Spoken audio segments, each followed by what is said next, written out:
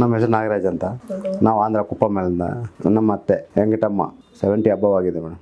ಅವ್ರು ಏನು test pine ಬರ್ತಾ ಇತ್ತು.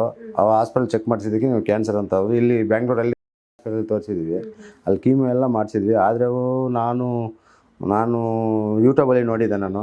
ಸರಿ ನಮ್ಮ ಅತ್ತೆಗೆ ಹೇಳ್ದೆ ರೈತ ಈ ರೀತಿ ಇದೆ, ಹೋಗೋಣ ಅಲ್ಲಿಗೆ. ಸರಿ ಹೋಗೋಣ ಅಂತ ಹೋಗಿದ್ವಿ. 6 ತಿಂಗಳು ತಗೊಂಡಿದ್ವಿ. ಆಯ್ತು ಮೇಡಮ್. 3 ವರ್ಷ ಮುಂಚೆ ಚೆಸ್ಟ್ ಪೈನ್ ಬರ್ತಾಯಿತ್ತು ಮೇಡಮ್. ಸುಸ್ತಾಗ್ತಾ ಇತ್ತು, ಅವ್ರು ನಡೆಯೋಕೆ ಆಗ್ತಾ ಇರಲಿಲ್ಲ. ಒಂಥರ ರೀತಿ ಅಲ್ಲೇ ಮಲಗಿ ಜಾಗದಲ್ಲೇ ಇದ್ರು. ಅವಾಗ ತಗೊಂಡ ನಂತರ ಆರಾಮಾಗಿದ್ದಾರೆ. ಬ್ರೆಸ್ಟ್ ಕ್ಯಾನ್ಸರ್ ಅಂತ ಹೇಳಿದ್ರು. ಆಪ್ರೇಷನ್ ಮಾಡಿಸಿಲ್ಲ ಮೇಡಮ್, ಕೀಮೋ ಎಲ್ಲ ಮಾಡಿಸಿದ್ವಿ. 1 ವರ್ಷ 24ರಲ್ಲಿ ಮೇಡಮ್.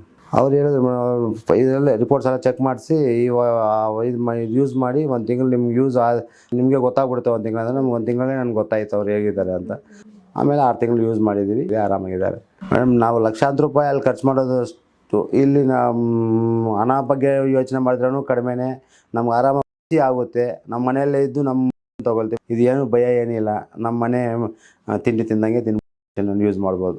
ಅದೇ ಶಿವಶಂಕರ್ ಅಂತ. ನಾವು ಇಲ್ಲಿ ಬೆಂಗಳೂರು ಕಾಮಾಕ್ಷಿ ಪಾಳ್ಯ 48. ನನಗೆ ಇದಕ್ಕೆ ಮೊದಲು ಕತ್ತತ್ರಕ್ಕೆ 5 ಗಡ್ಡೆ ಬಂತು.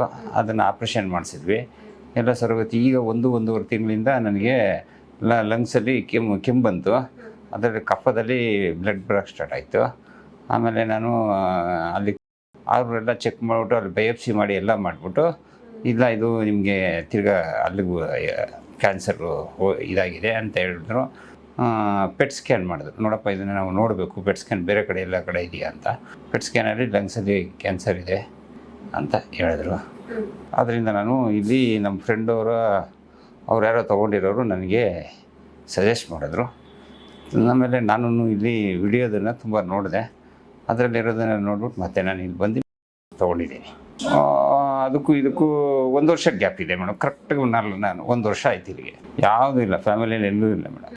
ಅದು ಅವ್ರು ಹೇಳ್ತಾರೆ ನಿಮಗೆ ಪೊಲ್ಯೂಷನಿಂದ ಬಂದಿರ್ಬೋದು, ಯಾಕಂದರೆ ನಾನು ಡ್ರೈವರ್ ಅಲ್ವಾ, ಅದರಿಂದ ಬಂದಿರ್ಬೋದು ಅಂತಂದರೆ. ಈ 1 ವರ್ಷದಿಂದ ನಾನು ಡ್ರೈವರ್ ಡ್ಯೂಟಿ ಮಾಡೇ ಇಲ್ಲ ಬಿಡಿ. 20 ವರ್ಷದಿಂದ ನಾನು ಮಾಡಿರೋದ್ರಿಂದ ಅವರು ಪೊಲ್ಯೂಷನಿಂದ ಬಂದಿರ್ಬೋದು ಅಂತಾರೆ. ಊಟ ಎಲ್ಲ ಚೆನ್ನಾಗಿ ಮಾಡ್ತೀನಿ, ಏನು ತೊಂದರೆ ಏನಿಲ್ಲ. ಇಲ್ಲ ನನಗೆ ಅದು ಎದ್ದೇಳೋದೆಲ್ಲ ಎದ್ದೇಳ್ತೀನಿ.